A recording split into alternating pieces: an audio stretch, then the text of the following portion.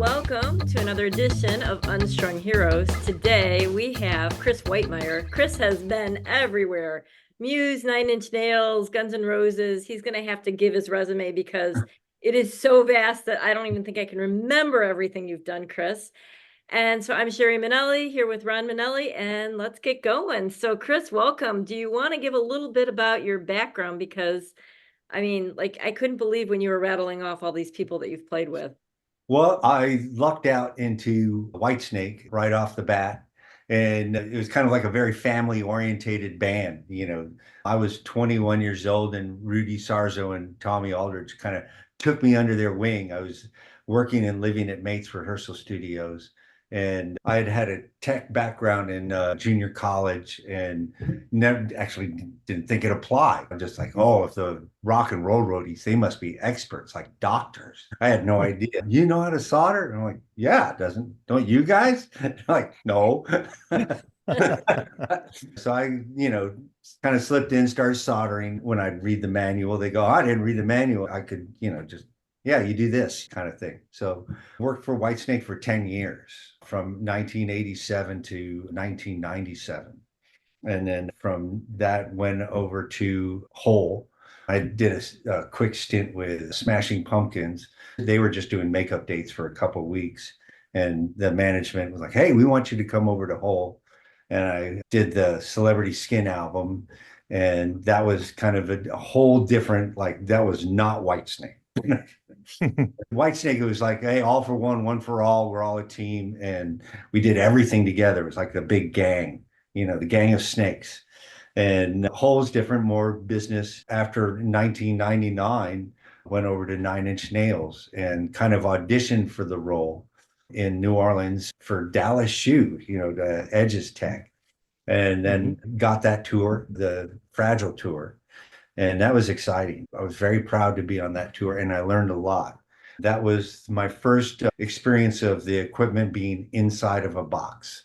I mean, we're using the JMP1 Marshall preamps. We're using the Digitech 21, the purple preamp one, Sans amp. That was the guitar rig, bass rig, all in one with ground control programming. There was no amps, no speakers live. Everything was direct. Trent was using the Line 6 pod.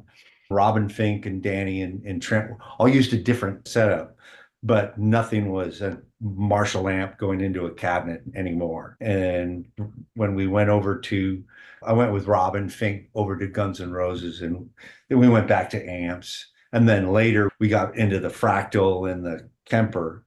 And it was actually on Prince that the Fractal people, hey, try this out. And that's kind of been the last 10 years, my thing, actually now 14 years, being in the box, or what I call the make-believe guitar rig.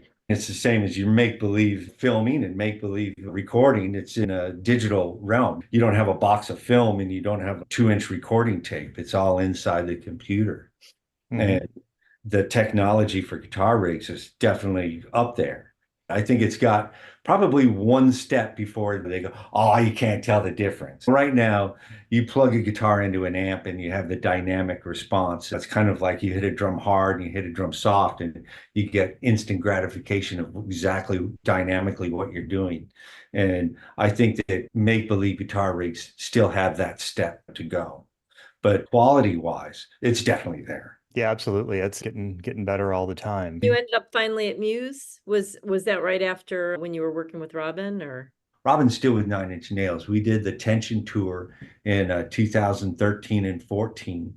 And with Nine Inch Nails, we ended in August. And I didn't need to look for anything right away. And I just kind of puttering at home. I just moved to Las Vegas. And Jason Baskin, I don't know if you've had him, but he's a good friend of mine. He was working for Muse and had gone over to Zach Brown. And he's like, hey, you interested in doing Muse? I'm like, are you kidding? Yeah.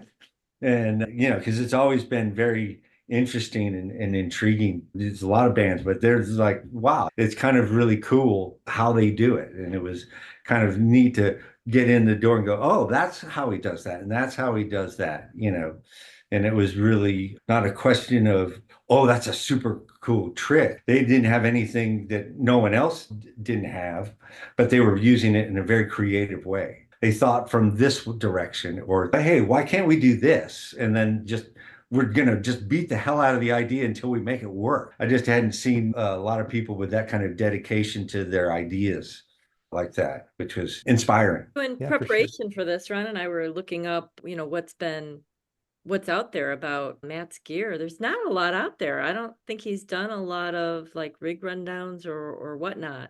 The MC, our front of house guy, did an interview with, there's a Mix magazine or something out there. It's an audio magazine, and it has the rigs there. It has everything we're using.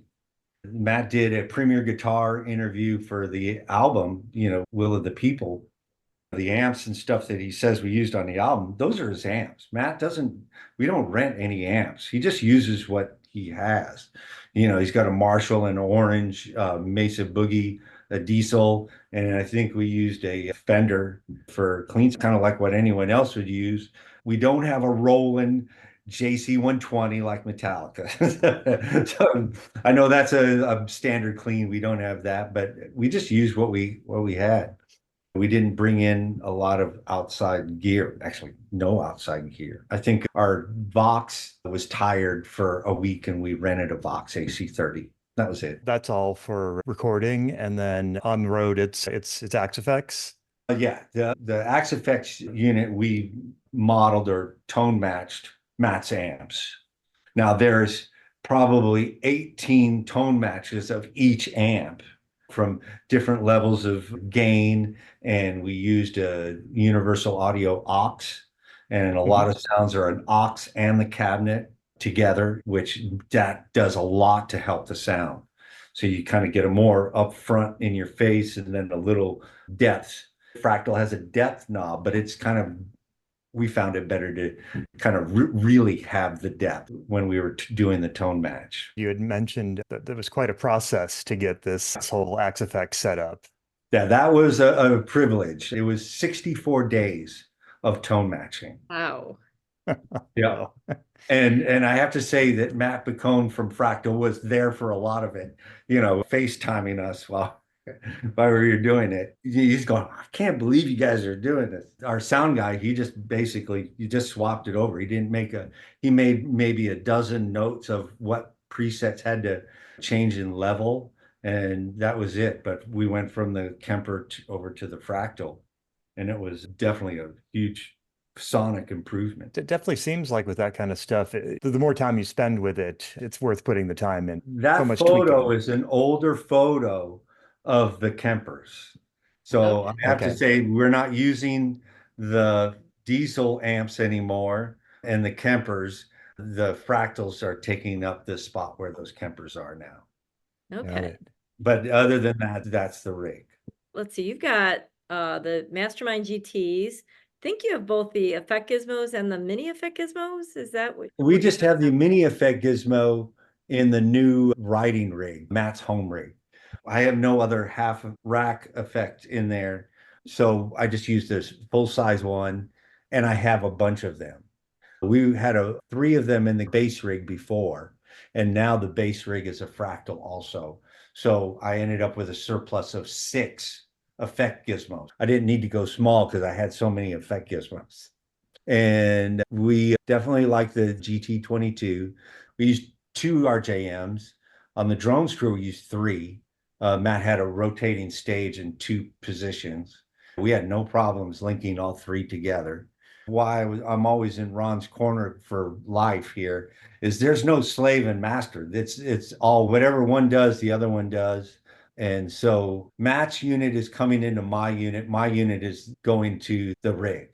So that if anything happens, I've had a forklift come up to the edge of the stage and literally pinch my snake completely off. Slice the whole thing. Oh. In our case, because I do the switching live, or Pro Tools will do the switching or automation, Matt, his pedal board nowadays is just to see that it's doing what it's doing, or kind of tells him what song is the next song. So his 2 pedal boards can be off and it's fine. He does a couple of cues himself where, he'll go to a solo, like at the end of a song, or he has reverb you can turn on. Mainly the pedal board out for him is when we have new songs from an album, he programs what he wants. That's why the programming is so extensive. Ron, you've gone through it. 7 pages deep, 522 presets. Really? And so what did he use before you guys went to the GT? We had a liquid foot, and I was either going into another profession or get fired from Muse with a liquid foot. I was getting nowhere fast. Then I called Ron, send me 2 GT22s, and luckily I had a Christmas break with 16 days off. And I woke up in the morning, started programming.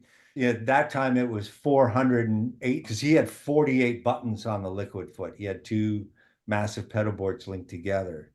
I think we had 5 pages deep at that point. And then when I came back into rehearsals, sure enough, the Jeff guy from Liquid Foot threw me under the bus, saying that it can't do what it was doing. And me and Matt had video of like it messing up, pages switching on their own, flip-flopping. And then he goes, well, let me try the GT22. And luckily I had it all programmed. And he thought we were going to be there until 6 a.m. in the morning. And we just threw it in, and it right off the bat did it. And he's like, ah, yes, no more liquid foot. That's the pedal board. That's been holding up really good. What year did you guys take the GTs? I can't even remember. It seems Oh, like that a was right long off the time. bat. That was in December of 2015. Oh, Wow, wow. it's Yeah, been you guys were one of the earlier been ones. I'm the first Nine- person to get a GT22. were you with Nine Inch Nails when you got it? Yeah, Yeah, that's right. 12 of Because them. didn't we get yelled at by the lighting director because it was too bright? And Ron spent like 2 weeks because this was brand new, like changing it so it would dim. We wouldn't have yelled at you for that. really, I thought, Yeah, I thought I it was wasn't yelling bright at and you it was for that. dark, is what I thought. yeah, We had the problem with the buttons. The subs were switching the buttons. I thought the whole family came up, and we swapped out all the buttons in all the 12 units to the heavy duty buttons. the early buttons, the normally closed buttons, yeah, were really sensitive, and I'd forgotten about that. I forgot. Oh yeah, you guys were up in Van Nuys, and it was a button changing party. Oh, I do remember that now. That's been a while. I mean, that's So like much 9 years fun. ago. Yeah, Yeah, 12 that's times 22. That's a lot of buttons. yes, yes, it is. Yes, it is, but fairly easy to swap. They're not Yep. like desoldering them from a circuit board or something. That would Oh have been yeah, it really was just, bad. but if you knew what we had to do before with the GC or the ground controls, Nine Inch Nails is a water fight and like a smashy bang show, we would have to every day at lunch in the afternoon program ground controls because they get destroyed. You know, Really? oh yeah. So, changing buttons out, we were like happy as anything because it's like we only have to do this once and it's all gonna work. Well, that was certainly the thing with the GT is just listening to you guys, hearing all the road stories about what they didn't want to happen. It's like, be really great if we had a controller that we could just, dump the settings back into when we get a new one. Oh, And people yeah, talking yeah. about set list edits and stuff. Yeah, well, you could not do a set list in the ground control. And we were literally like going down to catering with a thing like this, throwing them on the table and programming set lists. You had to do it manually, destroyed like 2, 3 a night because they don't have Really, you were hot just killing them water. that Oh frequently. yeah, if you saw the video footage from the Fragile tour, breaking 2, 3 Les Pauls a night, the keyboards. Oh, that's right. Because I remember we thought we'd sell so many more because you said, well, just be prepared in case we need more. And the only thing that ever happened, Trent hit something in the back and it was just a small fix, but that was we've only had 2 people ever. Who was it? Pearl Jam that smashed his guitar against it and Yeah, like at the end of their last. cracked the LCD, but we've never really had any problems with the GT. After all these years, they've held up pretty darn well considering what a lot of these have been through. I have every one I've ever gotten because Matt has a rig at his house. He has it at the studio. So we have these, the GT22s everywhere. What do people want to know about Matt's rig? A lot of people want to know about the Chaos Pad. And the Chaos Pad, you can go online and there's how to install one, but the Chaos Pad in the guitar is not a chord Chaos Pad. It is an XY touch controller. And then that remotes wirelessly to a Chaos Pad in the guitar rig. Yeah, I didn't know how that exactly worked, but He's using just a preset sound in the Chaos Pad, the Model 2. So there's guitar signal going in and the Chaos Pad together. what'd you have to do to get that whole wireless link going? Did it support that out of the box? That's a CME Witty X. I bought them all. So I don't know what to tell people because the new stuff is all Bluetooth. They don't really use Wi-Fi. The CME is 10 times the broadcast strength of what's legal. And that's why they stopped making it in Oh, 2000. Because the legal broadcast strength of Wi-Fi is actually very low. It's like a milliwatt, 1 milliwatt is all you're allowed. And our units are 10 milliwatts.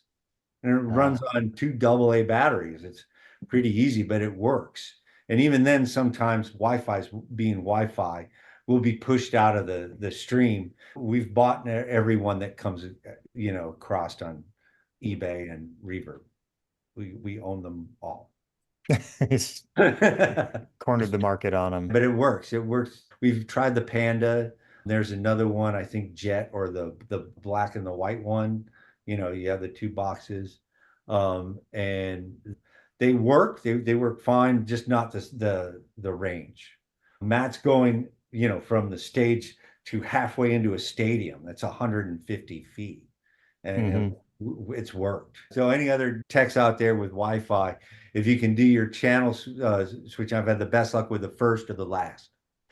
So my main one is actually the last channel, and then my backup is the first channel. One thing I've noticed, certainly, it seems like with Muse especially, not afraid to kind of do out of the box solutions and use really specialized equipment to get the job done. I didn't even know about the Wi-Fi stuff. The other one was the guitar synth.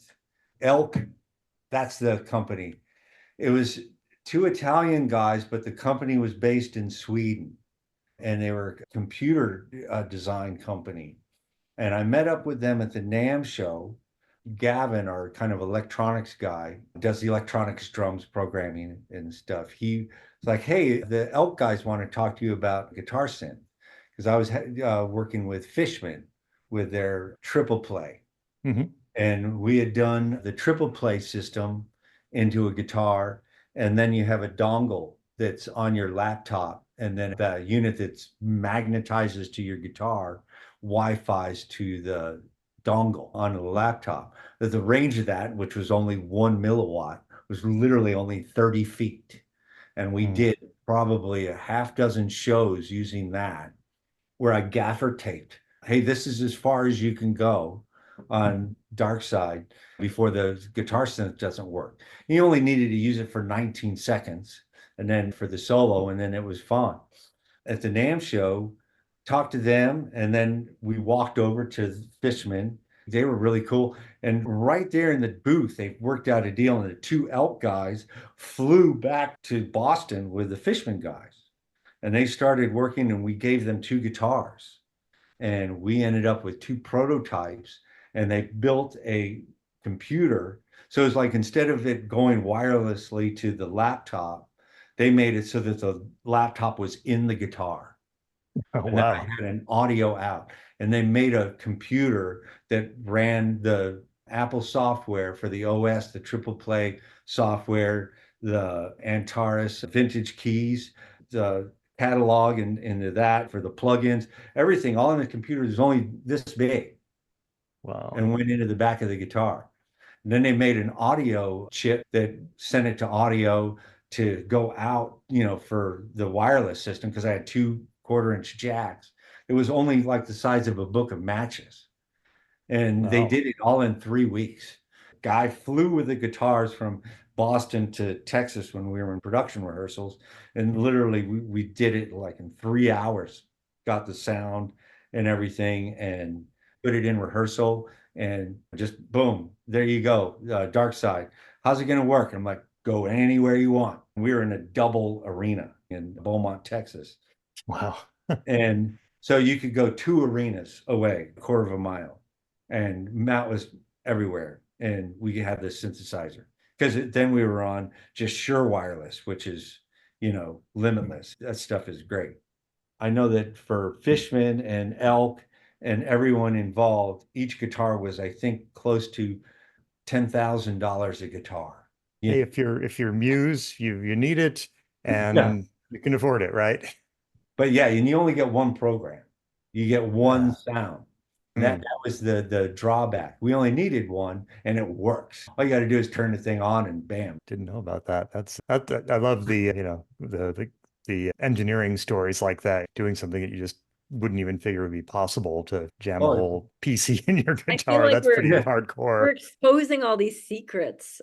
Oh, that yeah, that's not a secret. The company has actually a whole video on it. Fishmen are they're the ones who paid for all of it.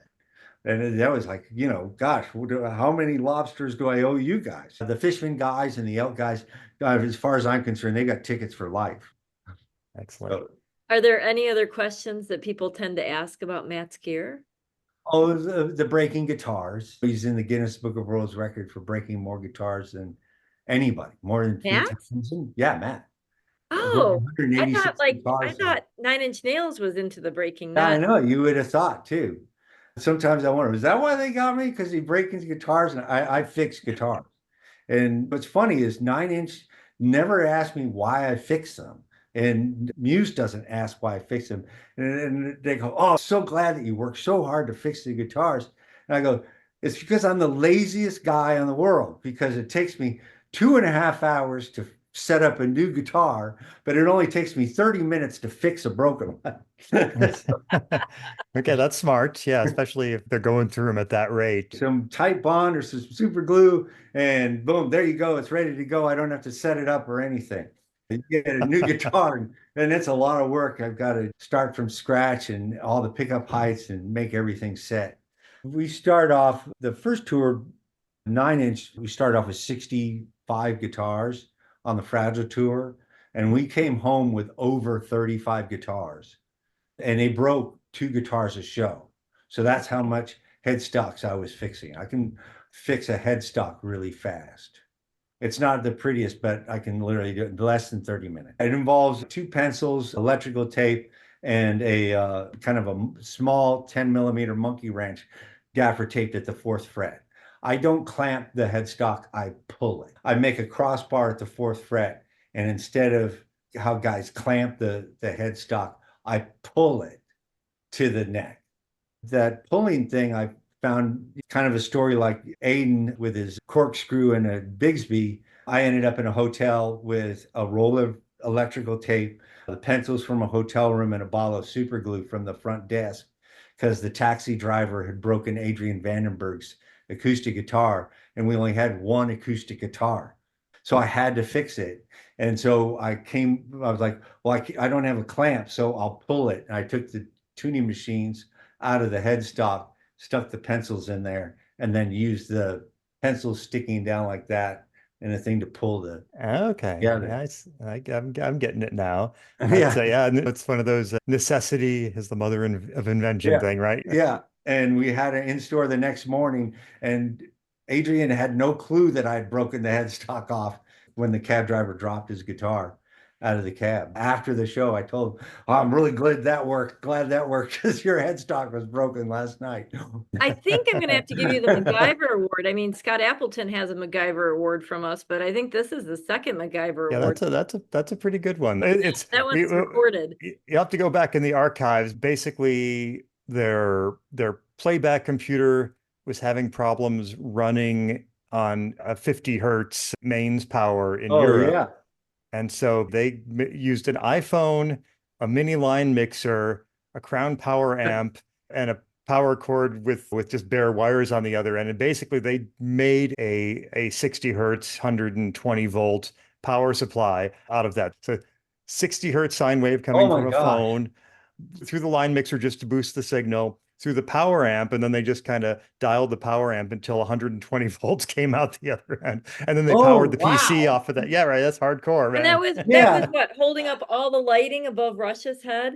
It was like, yeah, That's awesome. Like, That's an advertisement for Crown Power Amps. That's yeah. Then their legal team would be like, don't do that ever. yep. Yep.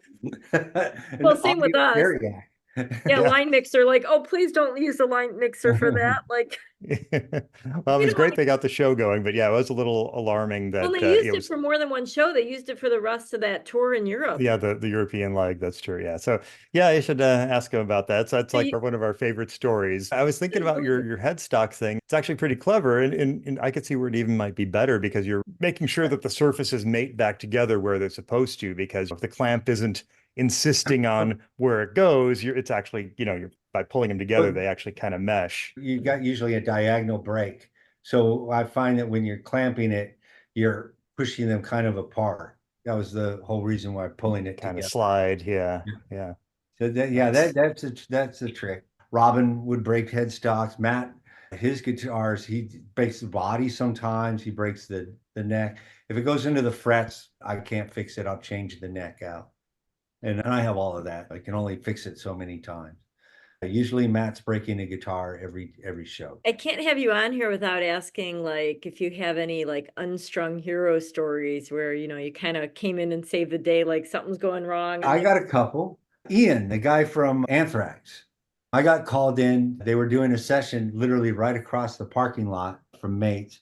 And they're like, hey, Chris, he's having a hum problem and he didn't have a hum problem before with his power. You know power. And I was like, all right. And so I literally walked over there and it was really humming. And I go, how much gain have you got? And he played, and it wasn't like Anthrax gain. I took his pedal board and I literally lifted it and twisted it like you would a guitar until the hum stopped and then put it down. I go, did you guys try that? Like, no. So it's just like electric field. Yeah, you just yeah, and you should take a guitar in the control room and you'll do that. The hum goes away. And it's the same with the pedal board. Sometimes the gain in the pedal board is so much like between the pedals. You just lift it up and literally turn it. Huh. Usually power stuff. Remember Jerry Cantrell, his tech had rented Marshalls in Europe and had a 110 pedal board and a 220 amp and didn't think there was going to be a problem. Well, listen, I go, you can either use Robbins amps or we use our power. You can't use 220 amp with a 120 volt pedal board. Other things I know, the Wayne Newton rain curtain. That was my first tech gig. And that was one where a guy came out of the office and made, you know how to do plumbing? I watched the plumbers and literally went to the Beverly Theater and put a rain curtain together. My first roadie job was literally putting a rain curtain together for Wayne Newton. Wow, I was 20 years wow. old. That was goofy. What kind of exciting things have happened while you're on stage, either at Muse or Nine Inch Nails or Guns N' Roses? If anything exciting happened on Muse, Matt wouldn't like that. Is Matt's singing and playing at the same time. So he doesn't like anything stressful. He likes it to get to focus on what he's doing because it's a big job to do what he's doing. Oh, I know that I've had to do the sprint because he sometimes grabs a guitar out at the front of house. It's 150 feet away. You've got 100 yards, 300 feet on a football field, and we're in a stadium, and there's another stage that's at the 50-yard line. He handed the guitar down, and they didn't turn the wireless pack off. And so the guitar that he had was on the same frequency. So I literally had to run as fast as I could, 150 feet, turn the wireless pack off, and run 150 feet back and make the switch. Two so far of our guitar techs that we've interviewed have ended up with dislocating shoulders. So doesn't Oh, sound knock on wood. I've never been injured. I've never had stitches. I've never been injured. I've seen guys fall really bad. We've had the lifts and things like that. I've seen players fall bad.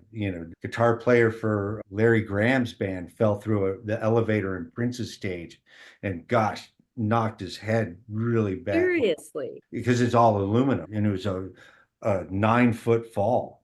Any new guitar techs out there, practice your walk and where you're going on the stage as much as you're working on your rig.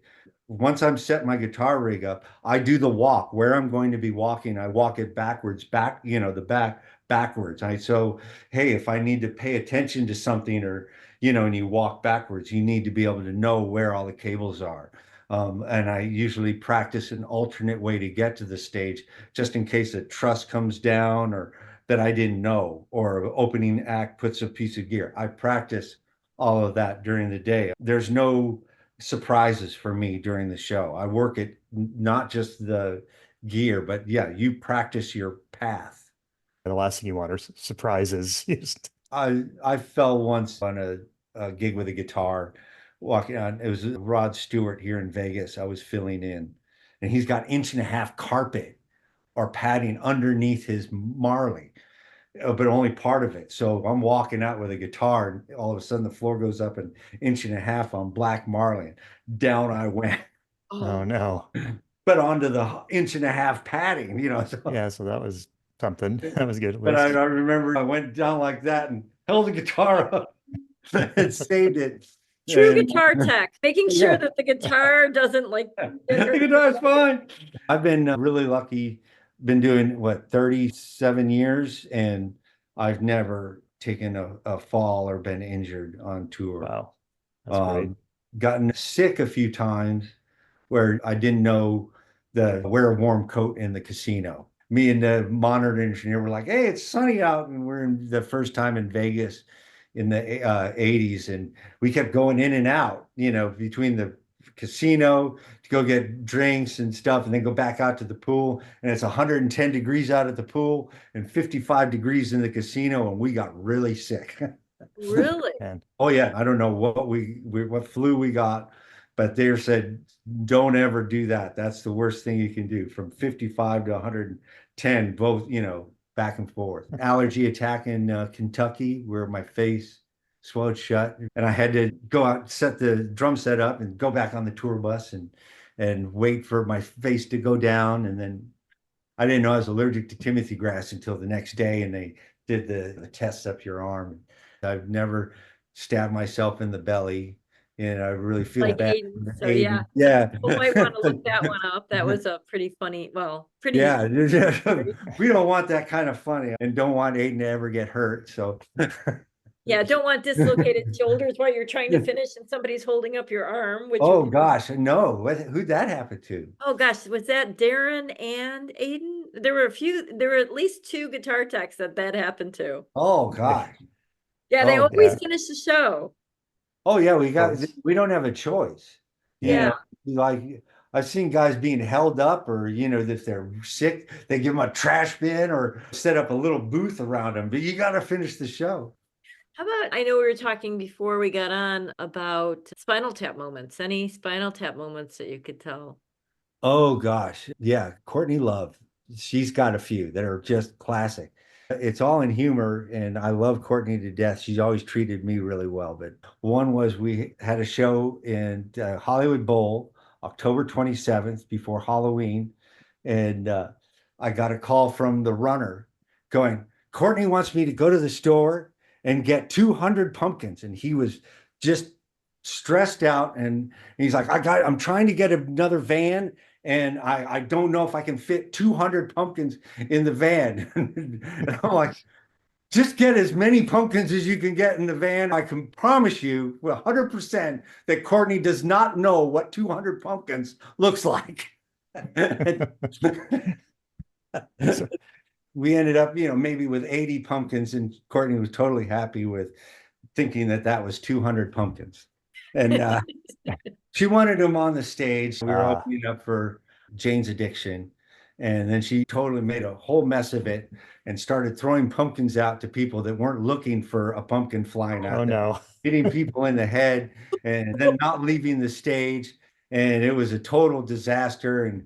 And the production manager for Jane's was throwing the gear off. And my memory was of Dave Navarro through the square window from the dressing room of the Hollywood Bowl, looking at me, go, "What is she doing?"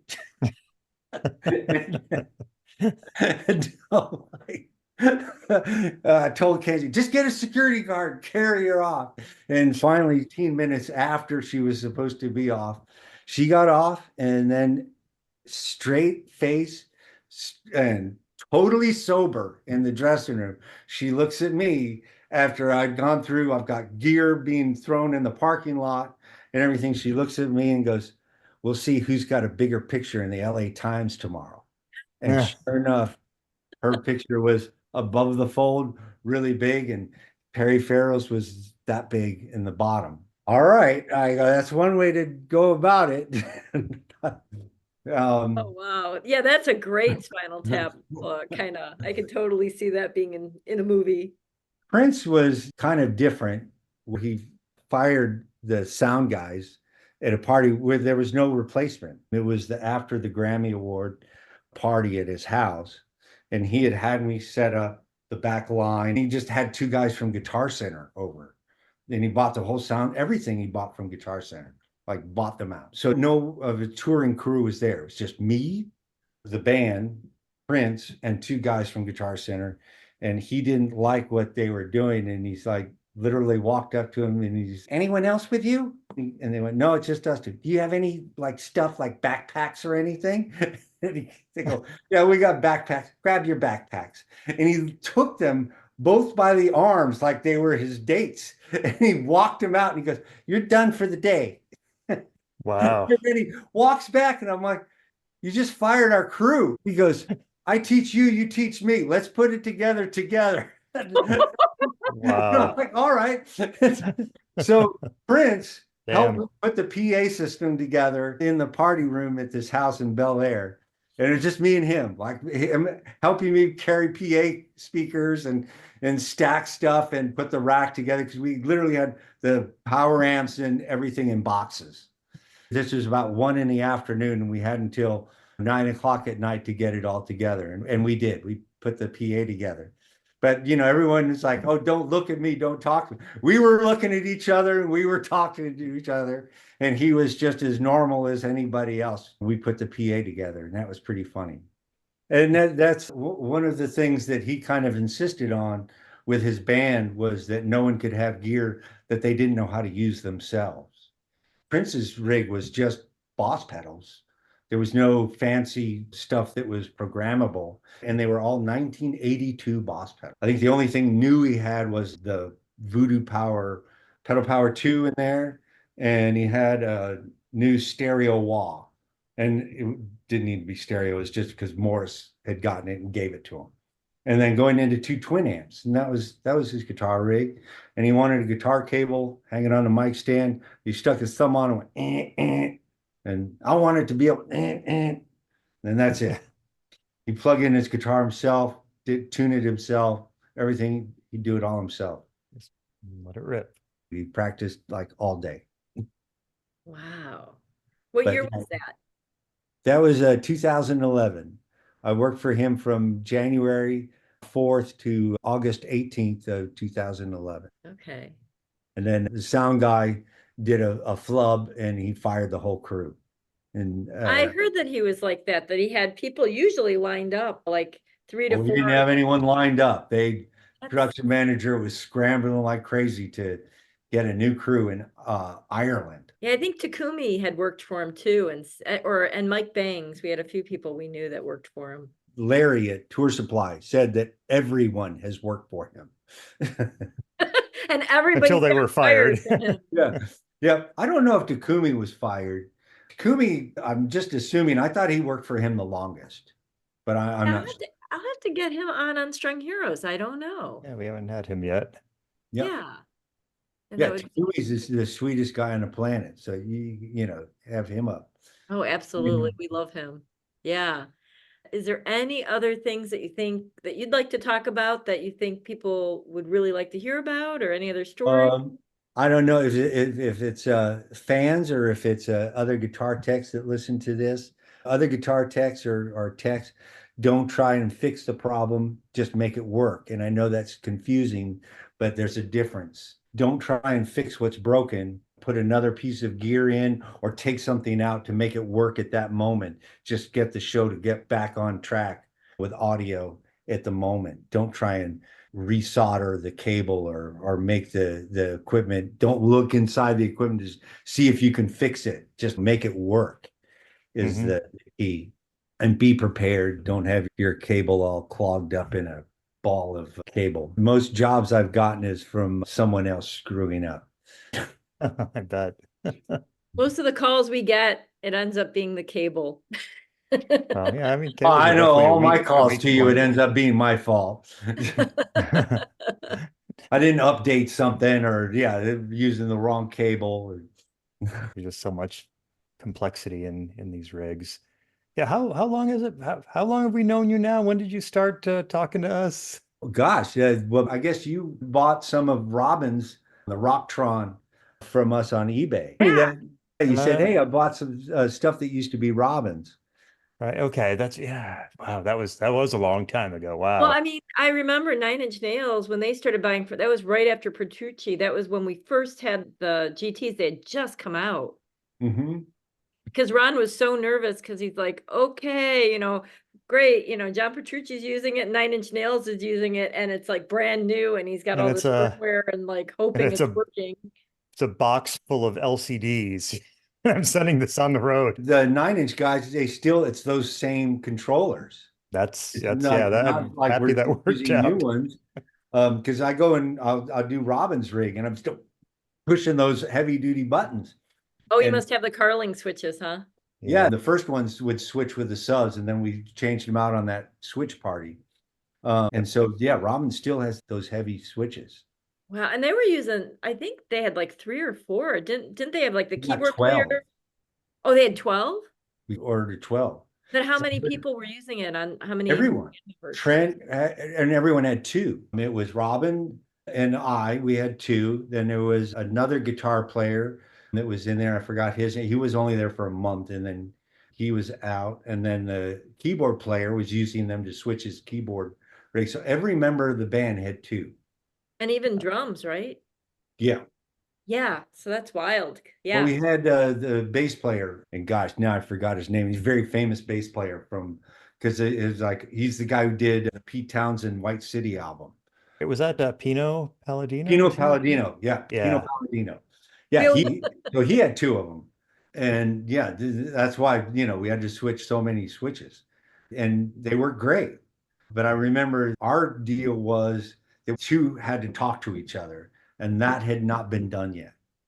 Ron had to write the firmware to make two talk to each other. I remember he spent like 2 or 3 weeks in the room of rock where he is now. We call that the room of rock.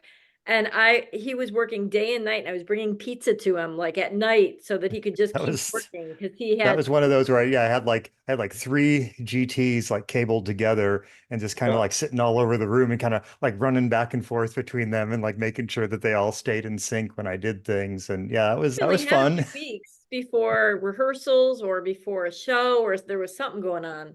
That was the key. We had gone with the GT22 because I knew that the Bob Bradshaw, he had his unit and it was a good unit. I love Bob, known him for years. He had no editor, and Ron had the editor, and I loved Ron's editor that he had, and I loved his screen that you could title everything.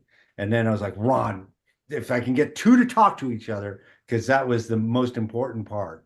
That 9 inch, they wanted two pedal boards to talk to each other. Then we've got this. We've got it nailed. We were lucky because we were gathering data from all the techs and all the guitar players and finding out what they loved and didn't like. And so that's what made the GT so special. I think Ron told me enough with the suggestions because we all saw his unit at the NAMM show. And I remember Aiden and Adam, Day, and we all, hey, it's down at the table. And we were like, oh, and I know that we all threw Ron every suggestion in the book. Actually, Well, one of the suggestions was bigger LCDs. We had real small ones, and I think who was Melissa Etheridge's Pete Thorne. Yeah, he's like, I can't read this, and so we did the bigger Yep. LCDs I because like Pete. Pete's a good one. He's a techie musician. Oh, He's an yeah. yeah, for amazing sure. guitar player. Made for a lot of work, but the end result was so much better because of all the input that we got. It's, just really come together because of, yeah, all you guys. Yep. I love the power. So I can use that for the tuner because I have such a long run for the pedal board. I don't think it lacks anything. If you can make coffee, that'd be great. Interesting. I'm now I'm intrigued. This sounds like a fun hobby project. Like I need more projects. Is there anything else before we close this down? I love the new Effect Gizmo Mini, or is it called a Mini X? Yeah, I just- Mini Mini Effect Effect Gizmo is- X. Yeah, Okay. Meg X for short. I love that. That's really nice. So what's Muse's touring status these days? A year off, you know, Okay. 2024 was off just to goof off. You know, Mhm. we've been going for 25 years. Yeah, they could probably use a break.